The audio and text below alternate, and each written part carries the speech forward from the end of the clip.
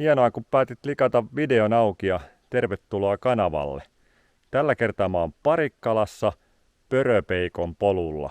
Ja noin ulkoisesti, kuten huomaat, niin polkuhan sopii nimensä puolesta ainakin mulle oikein hyvin. Mutta tällä kertaa mulla on pientä ennakkotietoa tästä paikasta, osittain johtuen tuosta kyltistä. Tää on tommonen noin 3-kilometrinen rengasreitti, missä pitäisi olla paljon korkeuseroja. Ja käsittääkseni myös siirtolohkareita pitäisi matkan varrella tulla vastaan. Tuossa tänne ajellessakin oli jo aika hienoja lohkareita näkyvillä ihan tien vieressä. Et oletettavaa on, että niitä alueella on enemmänkin. Ja käännetään tämä kamera nyt toisin päin. Eli näin päin. Käydään tuossa tien vieressä vähän kurkkaamassa. Polku lähtee tästä tonne oikealle. Ja kuten tiedätte, mä oon kallioiden suuri ystävä.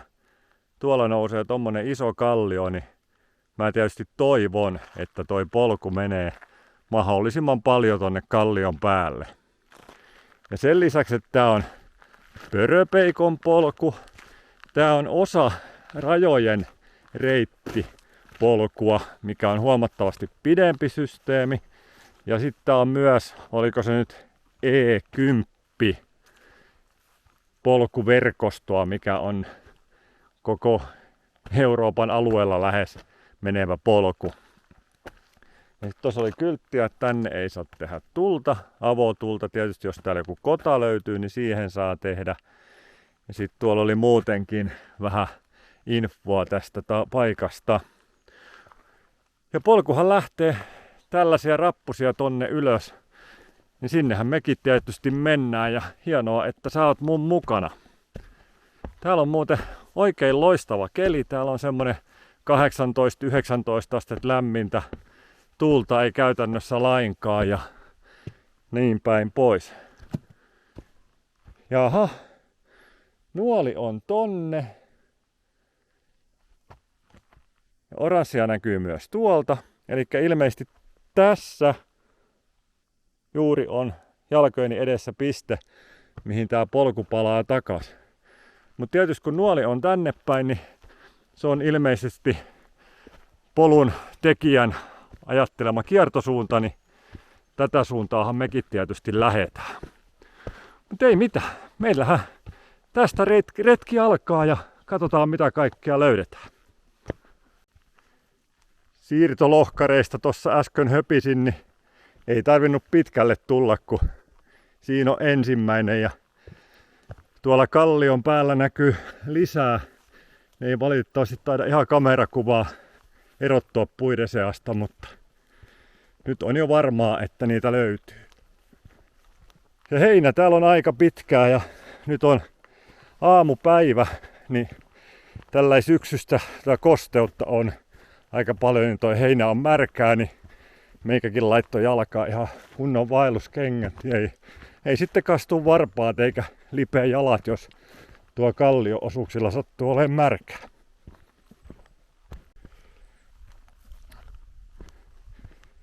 Tää mun käynti täällä liittyy sellaisen viikon mittaiseen reissuun. Mulla on käytännössä joka vuosi tarkoitus, ja lähes niin olen tehnytkin, niin tehdä yksin tämmönen viikon mittainen reissu, ottaa mökki jostakin ja sen paikan ympäristöä sitten tutkia, että mitä kaikkea löytyy. Ja samalla niin kuin tyhjentää päätä tuolta normaalityörutiineilta sun muilta. Niin nyt tälle reissulle mä ajattelin, että mä jokaisen mun käppälyreissun niin kellon pistän päälle ja mittaan mitä niistä kertyy ja että kuinka monta askelta ja kuinka monta kilometriä sitä tulee näillä poluilla paineltua viikon aikana. Ja tää on tosiaan mun ensimmäinen polku. Mä oon sinne mökkipaikkaan matkalla. Pysähdyin menomatkalla tähän. Niin heti unohdin laittaa kellon. Että alkupääpolusta ei ole mittaamatta, että kellon pistin vasta äsken päälle. Mut ei olla murheellisia sen takia. Aha, täälläkin on tämmösiä opastauluja.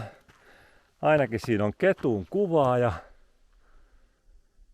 Joo, maastosta kertoo, että rehevää on ja sitä se kyllä on. Aha, ja täällä tulee pieni puro tämmösen jyrkän mäen. Tässä mennään tosi jyrkästi alaspäin. Pitää olla varovainen, ettei olla ympäri. Niin tämän pohjalla näyttää olevan puro, mielestäni puro, mikä on kuitenkin kyltin mukaan oikein Pöröjoki. No, sanotaan mekin sitä sitten joeksi, kun niin siihen on kerta merkattu, niin eihän me nyt häntä puroksi sanota, jos hän oikein joki on. Tässä tämä joki nyt sitten virtaa.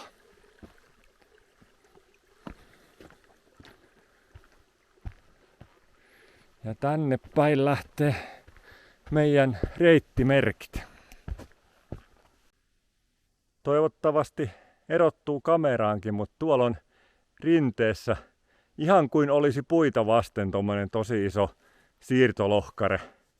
Mutta kai se nyt kuitenkin ihan tukevasti maassa on, ettei jos puu kaatus edestä, niin lähde vyörymään tänne alas. Mutta se näyttää, kun se nojaisi vaan tohon puuhun. Nyt kun vähän matkaa tuli polkuun, niin nyt se sama lohkare näkyy tuolla vähän paremmin. Ei ole niin paljon puustoa eessä.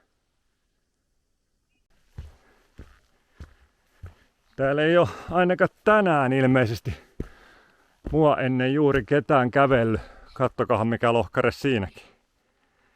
Niin ei ole mua ennen kukaan kävellyt, kun vähän väliä on hämähäkiseittiä naamassa, kun täällä menee.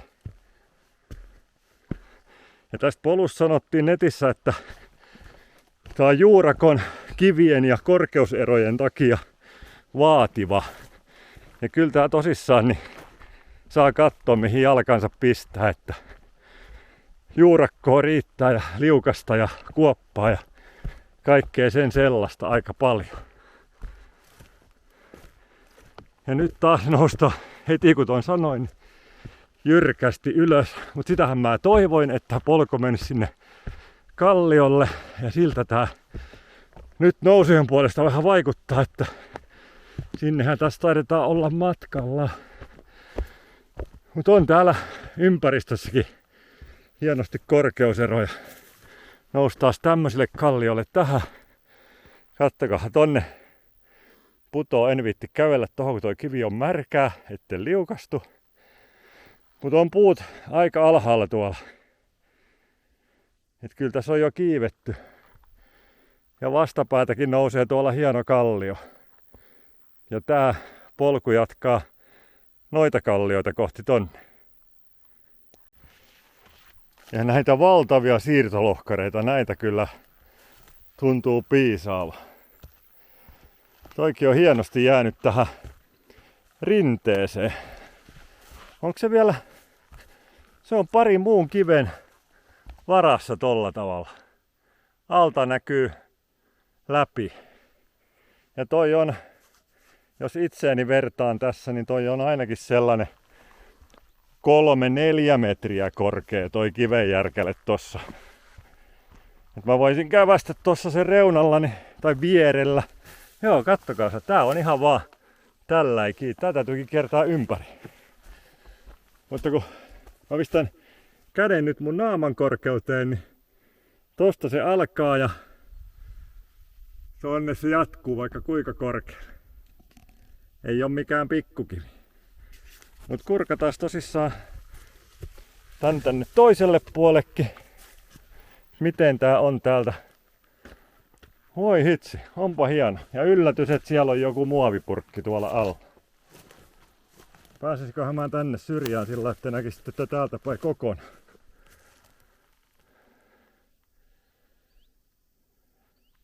Semmonen kivenjärkäle siinä, eikä se ole kovin paljon jäänyt kiinni tohon.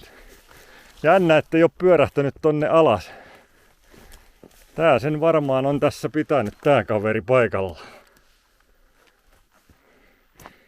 Ja kun näistä isoista kivenjärkäleistä puhutaan, niin tuolla on sitten vielä huomattavasti suurempi kivenjärkäle tuolla päin. Ei muuta kuin sinne suuntaan. Polku menee lähes niinku kallion alle. Tässä niinku taiteillaan ja pyöritään täällä kivikkojen ja juurakkojen välissä. On kyllä jylhää. Täällä on jossakin vaiheessa kaatunut puita tähän. Aha. Oi, täällä on tommonen putoava kivikyltti. Tossa noin. Ja hyvä, että on laitettu. Ei muuten hoksaisi katsoa tonne ylös. Tuolla korkean kallion päällä on tuonne valtava kivenmöykky, mikä näyttää, kun se putoisi sieltä ihan hetkellä millä hyvänsä. Onpahan mielettömän näköinen. Toikin on siis monta metriä leveä toi kivimöykky. Aivan upea. Ja meillähän matka jatkuu sitten tänne päin. Toivottavasti tää polku menisi ton kiven lähelle tonne ylös myöskin. Että nähtäisi se sieltäkin suunnasta. Mutta ei yritä työntää alas. Ja tossa on nyt se järjetön lohkare, mitä näytin teille tuolta toisesta suunnasta, sen mikä oli jäänyt siihen reunalle sen viereltä. Mutta toi on nyt sit jo 10 metriä korkea toi lohkare. Et on kyllä iso. Ja Jarkko, eli sinä, jonka kanssa käytiin vähän Saimaalla pyörimässä, niin katot tätä, niin tää on isompi lohkare kuin mitä se, mikä siellä löydettiin rannalta.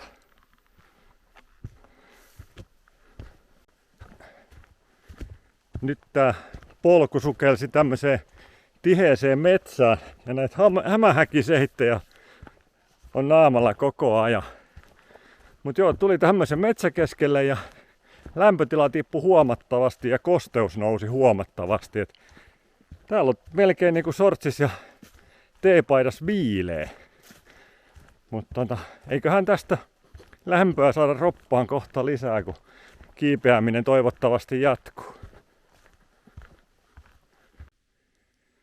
Jaha, ja seuraava kyltti tuli vastaan.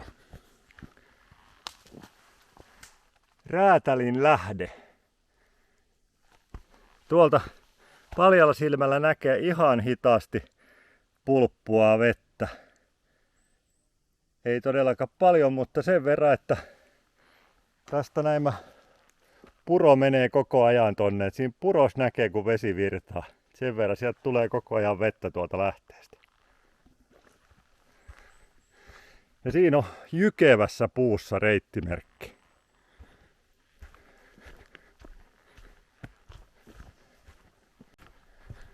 Nyt ollaan vähän aikaa tultu tämmöistä metsäsempää aluetta, mutta näitä siirtolohkareita kyllä näkyy tuolla puiden seassa ihan koko ajan. Tässä on nyt pari vähän lähempänä polkua. Tossakin korkeutta 3 metriä varmaan. Ja sit on heti polun toisella puolella. Missä kohtaa se on? Tuolla noin.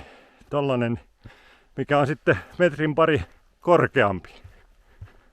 Siinä hienosti koivukin menee ihan sitä nuollen tossa kasvaa.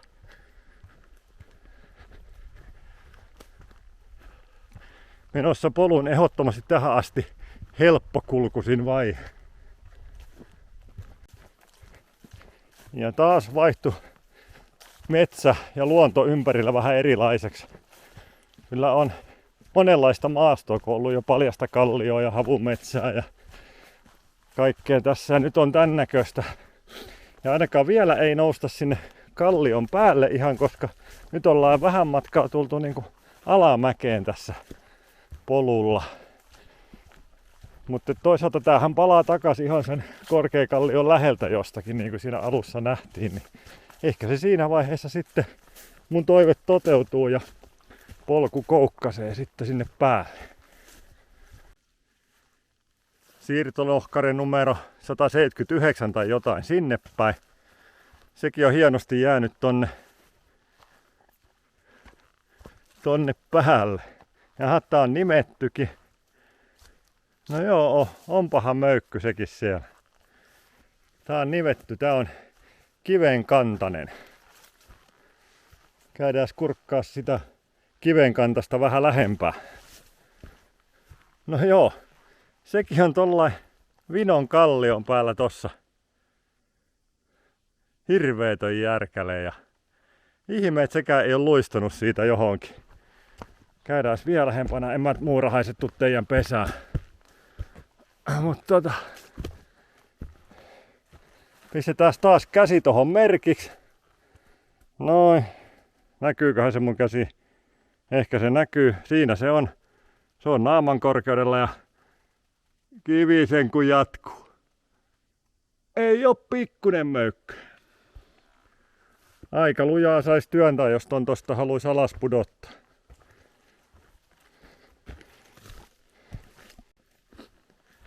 Mä oon monilla poluilla kehunut merkintöjä, mutta täällä on varmaan tähän asti parhaat.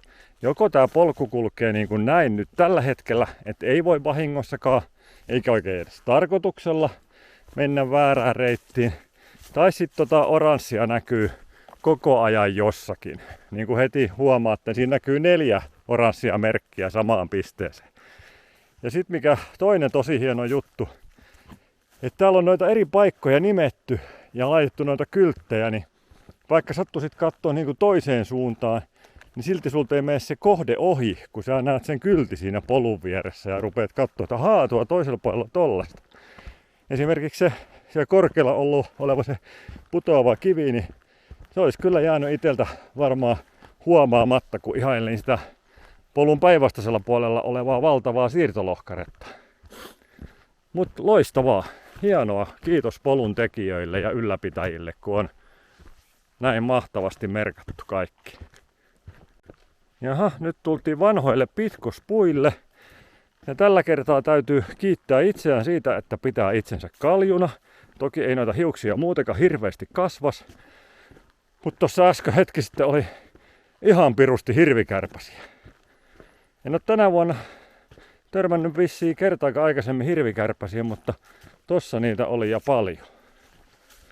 Jaha, ja täältä tulee, no niin, kato, yksi möngertää tuo kädessä. Täältä tulee seuraava kyltti.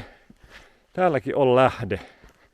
Eli tää on jo toinen lähde tän reitin varrella. Siinä on kyltti ja tuolta löytyy itse lähde. Juman keutsi näin kirvikärpäsiä. Oikeastaan tuolla yksi vetää just tuolla kädessä tuossa noin. Täytyy varmaan pitää kohta semmonen pieni hirvikärpästen metsästys ja varmistaa, ettei niitä ihan hirveästi jää itteen kiinni. No nyt ollaan noustu vähän aikaa ylöspäin ja kyllä soijaa rupes pukkaa. Ja hämääkin sitten. Ja jaha. Iso Pörönmäki. No niin, elikkä kunnon nousu ei ole varmaan vielä alkanut, vaan se alkaa vasta nyt. Kyllä tässä koko ajan ylöspäin mennään ja kylläpä on Peikko levitellyt puuta tänne rinteeseen nurin aika paljon. Saa nähdä mistä väleistä tää polku täältä oikein puikkelehti.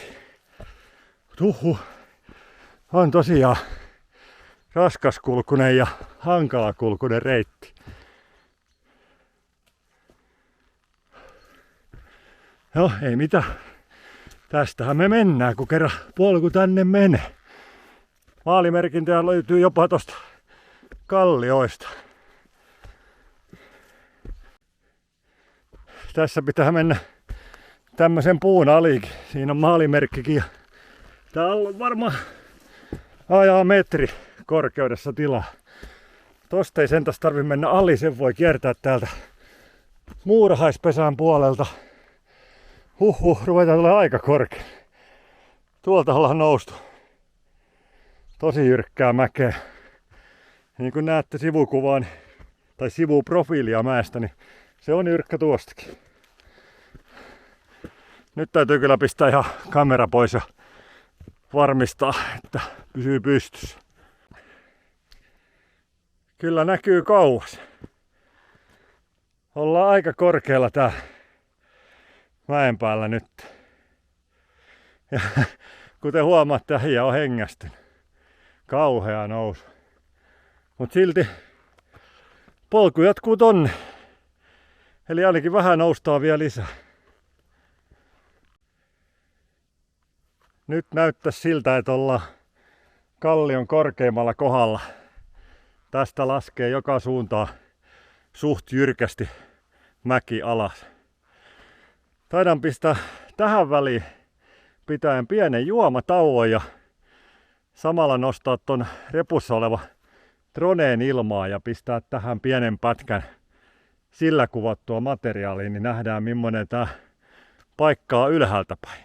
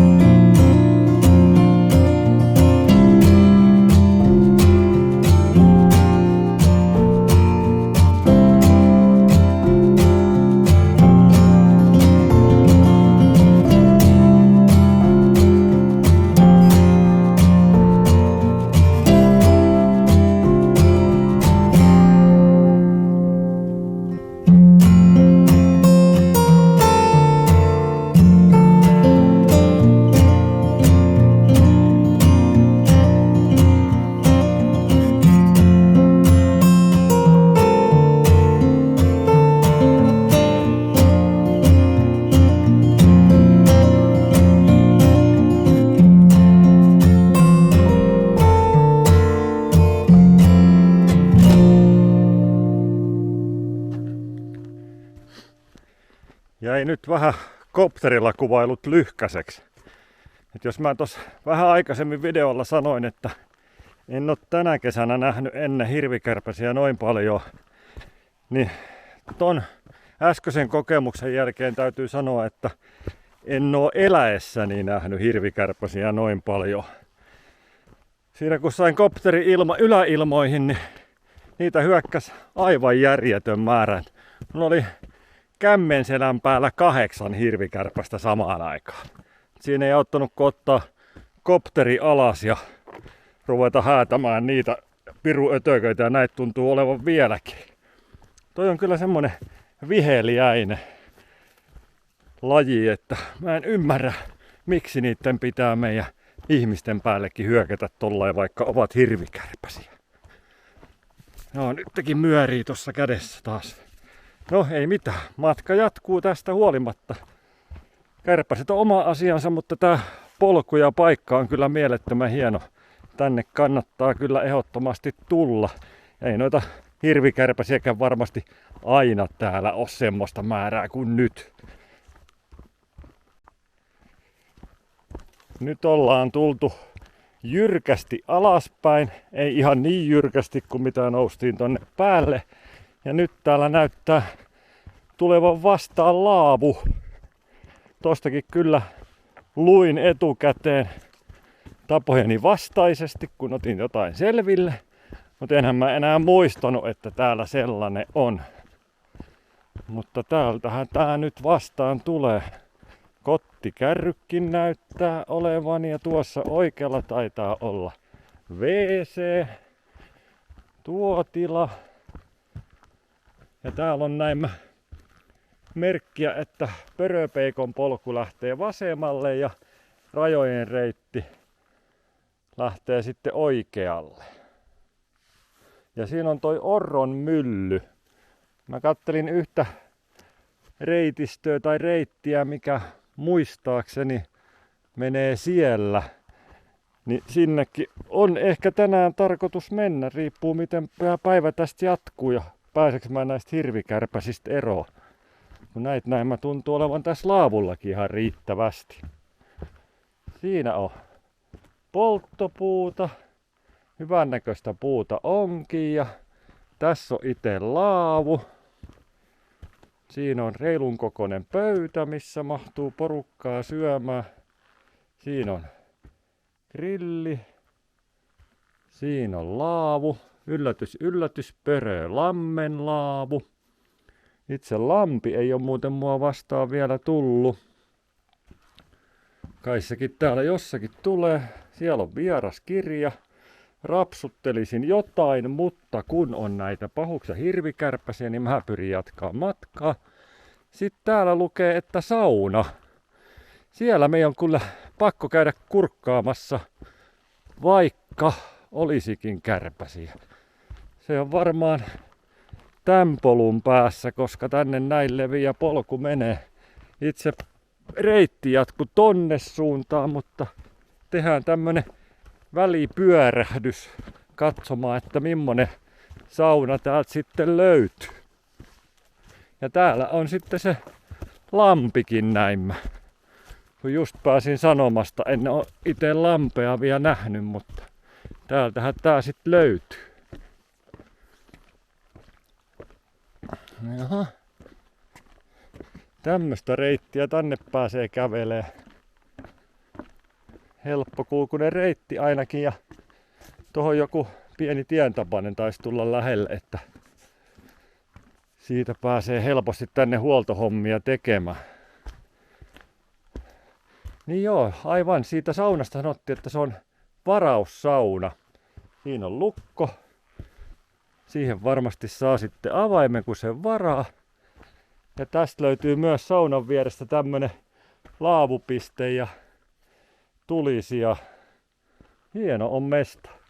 Ja tossa on sitten Lammenrantaan tehty vielä laiturikin, joka näyttää olevan varmaan ihan tämänvuotista tekoa. Varmaan siinä kyllä ennenkin on ollut. Voi hitsi näitä kärpiä.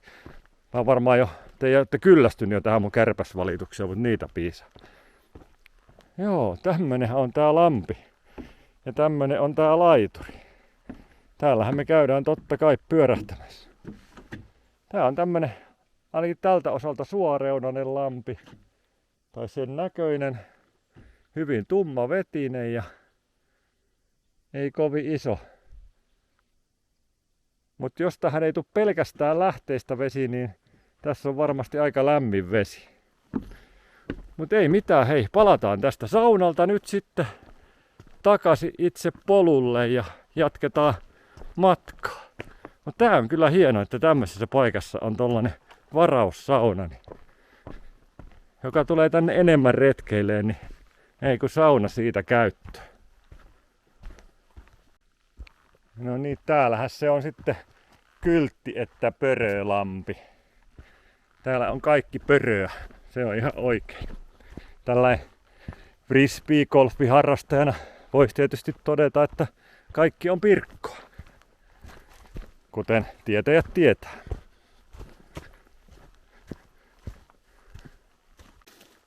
Tännehän tää polku tuli nyt lammen toiselle puolelle. Tuolla vastarannalla näkyy se saunan laituri. Et nyt alkaa olemaan kohta lampi kierrettynä. No nyt voisi sanoa, että tääkin polku kulkee todella lähellä rantaa. Ei ole polun reunasta kuin metri Lammenrantaan. Tää on kyllä, ja nyt kun on aivan tyyntä ja näin, niin toi on kyllä hienon näköinen toi lammen pinta. Hyvin peilaa noi vastarannan puut tuolta.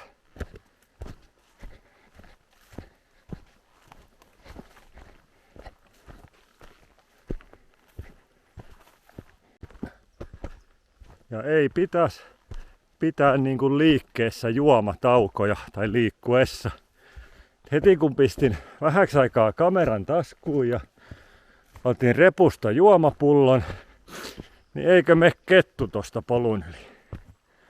Eihän mä kerinyt tietenkään kaivaa kameraa taskusta ennen kuin kyseinen kaveri oli sitten jo metsän siimeksessä piilossa. Mut joo, eihän kettu ole mikään harvinainen näky, että meilläkin asutaan täysin kerrostolaa täynnä olevassa Pikisaaressa Lappeenrannassa itse, niin sielläkin on oma saarikettu, mikä aina käppäilee siellä. Sen näkee, jos ei nyt päivittäin, niin ainakin kuukausittain siellä pyörimässä. Komeita muurahaiskekoja täällä ollut muutama. Kaikkein komein oli siellä laavun luona. Se oli semmonen kevyesti 1 metriä korkea. Ja kuten sanoin, niin taas kiivetään ja taas äijää hengästyttää ja taas soijaa pukkaa. Ja saa nähdä, käydäänkö me ihan tonkin kallio päällä tuolla nyt sitten. On kyllä niin hienon vihreitä, että oikein huokuu semmonen puhtaus tästä luonnosta. Vaikkei tää maailman puhtainta ilmaa ole, koska tutkitusti, väitetysti maailman puhtain ilma on Sallassa. Niin on jostakin lukenut ja niin muistaakseni silloin kun Sallassa kävi retkeilemässä, niin sielläkin oli siitä jotain infoa, että hengität maailman puhtainta ilmaa. Ei tää varmaan kaukana siitä ole täälläkään. Ei olisi tällaista pohjakasvillisuutta metsässä, jos olisi paljon epäpuhtauksia. Hieno puu tossa edessä kohta. Hättäkö? On kyllä mahtavasti kietoutunut siihen. He ovat siinä sulassa sovussa.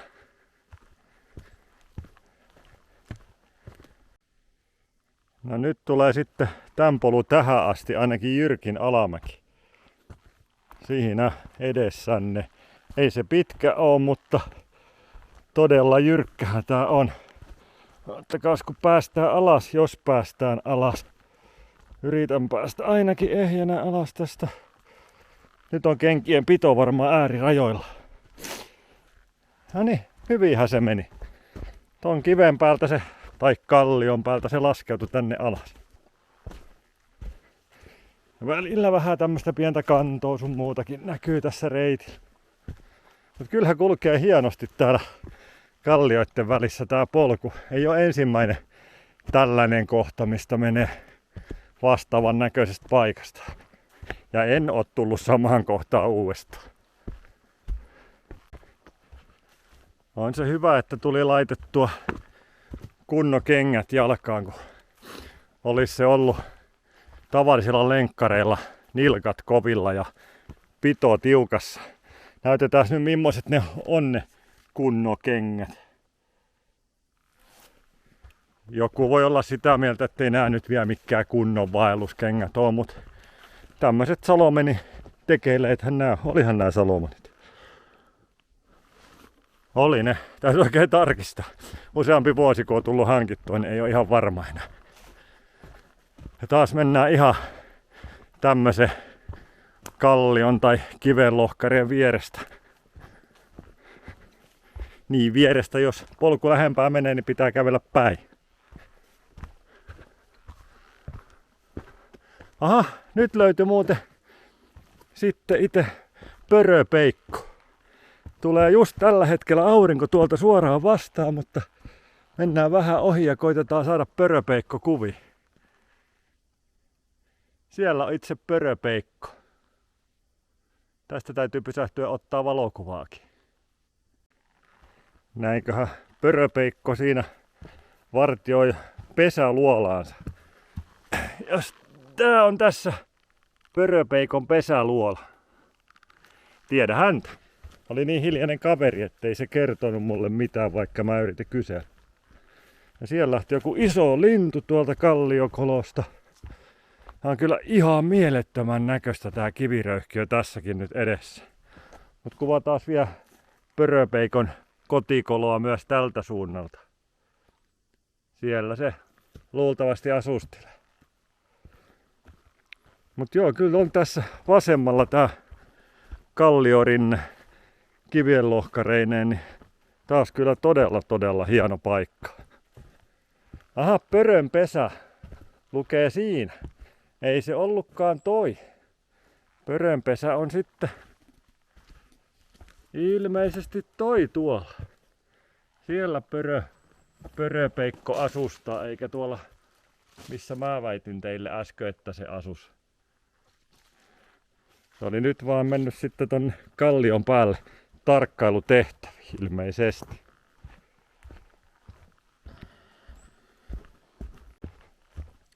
Siinä on taas mahtavaa kivenjärkälettä ja niin kuin on sanottu, niin tää polku ei ole helppokulkusta koko ajan tällaista.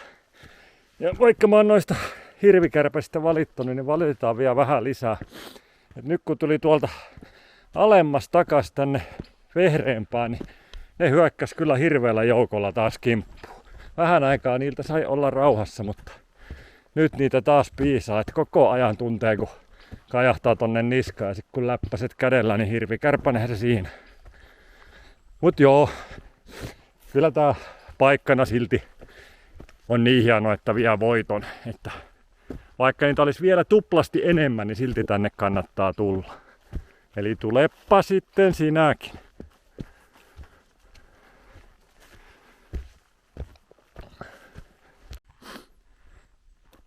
Tää polku se jaksaa yllättää vielä kerran maisemilla ja paikoilla. Että nyt tää tuli sen tien varressa näkyvä kallion päälle näin. Vaikka ollaan tultu johonkin aikaa alaspäin, niin oltiin näin tosi korkealla jossakin välissä. Siihen on penkkikin laitettu näköalapaikaksi, eikä oo mikään ihme, että se on siinä. Ainoa mikä erämaamaisemaa rikkoo, niin on toi alhaalla menevä tie. Mut hienosti näkyy tuolla järvi. Ja tää on varmaan tässä joku se järven poukama, vai muuttuuko sitten joeksi? Ei taida muuttua, taitaa tohon loppuun, että on poukama nimenomaan. Mut kattokaa nyt. Siinä on taas yksi saakutin hirvikärpänen.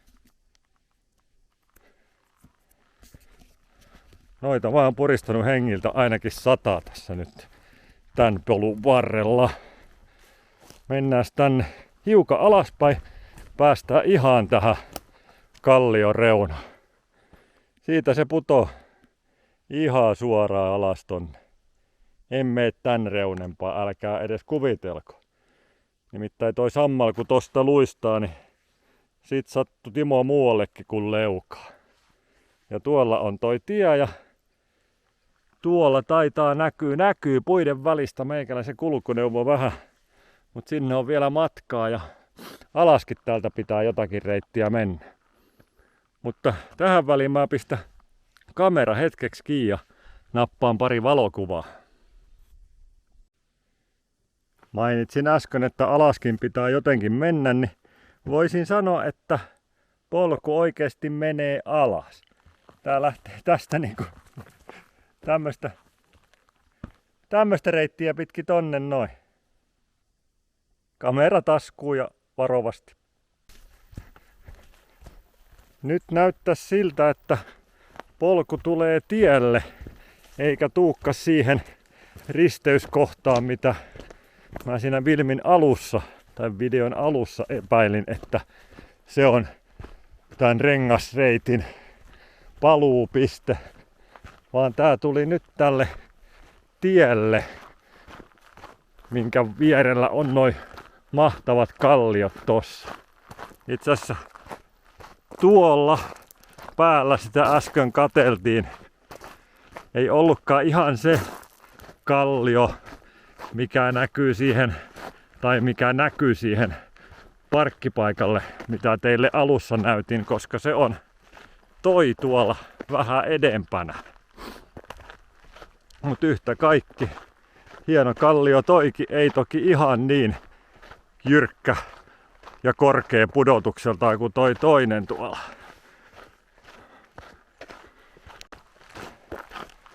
Mutta nyt kun mun loppumatka jatkuu tätä tietä pitkin, niin tässähän nyt on erittäin hyvä kohta pitää teille perinteiset loppuhöpinät. Sanotaan, että reitti oli pituutensa nähden varmaan rankin ja vaativin, millä meikäläinen on käynyt ainakin pitkiin aikoihin, jos ei sit jopa kautta aikojen. Et sanotaan, että vaativuustaso suhteessa pituuteen, niin tommonen 7/5. Sitten mitä tulee maisemiin, näihin kallioihin, kaikkeen tällaiseen, niin se on vähintäänkin 6/5. Ja sitten hyvin tärkeänä pointtina ja kohtana, kattokaa nyt taas, siinä oli hirvikärpänen, minkä tapoin. Niin, hyvin tärkeänä pointtina ja kohtana se, että noi selkeysmerkinnät, noi opastaulut kaikista lähteistä ja oli tehty se peikko sinne päälle ja kaikkea tämmöistä pikkujippoa ja sitten se kivi siellä päälle. Ne on laitettu niin, että ihmiset huomaa ne. Niin tämän polun selkeys, opasteiden merkintöjen taso 10/5. Tosta on vaikea enää pistää paremmaksi. Mutta ei tällä kertaa muuta, että jos et ole vielä tilannut kanavaa, tilaa sen tietysti nyt tässä kohtaa ja me nähdään seuraavan videon parissa. Se on moro!